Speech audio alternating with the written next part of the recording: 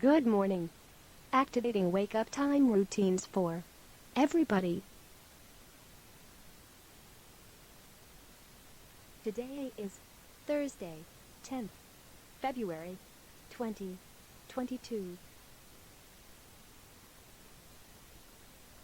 The time now is 6:47 a.m.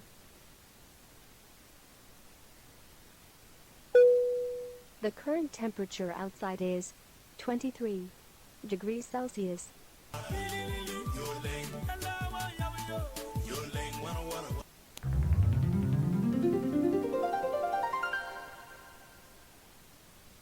Coming up is your flash briefing for today.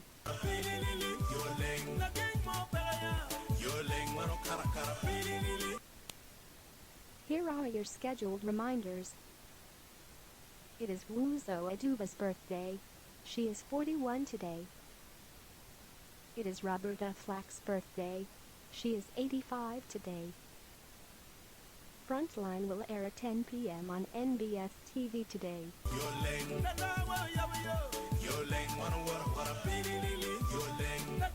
Here's the current weather for your area. Currently mostly cloudy. The temperature is 18 degrees Celsius. Humidity is 98%.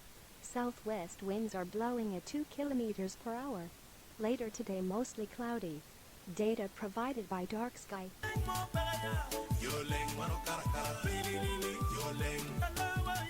Here's what's making news globally. BBC News with Chris Barrow. A novelist from Uganda, charged with insulting President Yoweri Museveni and his son, has fled the country, saying he fears for his life. Kakwenza Rachira Bashaija said he was seeking medical treatment for injuries suffered while in prison. The Pentagon has warned that Russia is continuing to station extra troops on its border with Ukraine. A spokesman said President Putin was further destabilizing a tense situation. Russia will stage a joint military exercise with Belarus on Thursday. Car makers on both sides of the Canada-US border say production is being hit by the Canadian lorry driver blockade. Toyota said its 3 plants in Ontario are now not expected to produce any vehicles for the rest of the week. Voters are casting their ballots in India's most populous state, Uttar Pradesh, one of 5 federal states holding assembly elections this month. They're seen as a test of the popularity of Prime Minister Narendra Modi and his Hindu nationalist BJP a year before national polls. The US National Archives has asked the Justice Department to investigate Donald Trump for his handling of official documents relating to his term as president. The archives said it had retrieved 15 boxes of papers that Mr. Trump should have turned over when he left the White House, including letters between Mr. Trump and the North Korean leader Kim Jong-un. Less than half the world's population now live in a democracy, according to the annual index published by the Economist Intelligence Unit. More than a third of the globe's people live under authoritarian rule, most in China. Norway, New Zealand and Finland are rated the most democratic countries.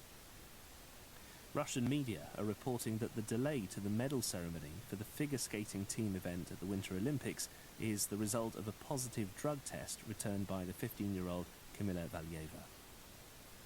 BBC News. Here's what's making news locally. Tortured author Kakwenza Rukira Bashaija flees to exile. UN court orders Uganda to pay DR Congo $325 million war damages. Conservationists protest Mujuzi forest giveaway. Water ATM brings hope to urban poor. Over 2,000 Christians stranded as bishop disbands his ministry.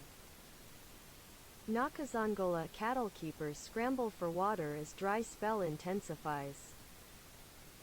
Museveni asks UN to fight environmental damage. Museveni recalls Major Gen Kandiho, gives him police job. Opposition bids to censure Mowezi over torture claims. Kisita mining site lies idle for 3 months. West Nile registers high new leprosy infections. Livestock traders stuck after ban on animal movement. Luboa hospital works stall. Gov. Torture not our official policy. Bobi Wine decries torture at EU summit in Brussels. Uganda ready to work with anyone elected to lead Kenya. Museveni. For a man, where does the truth end and where should the lies begin? Completed the news summary for today.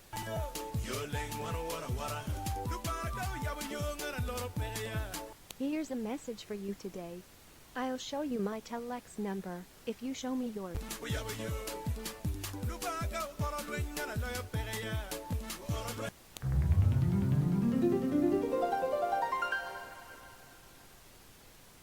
This concludes your flash briefing for today.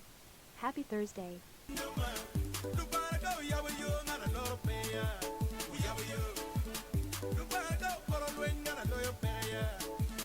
The time now is 6:53 a.m.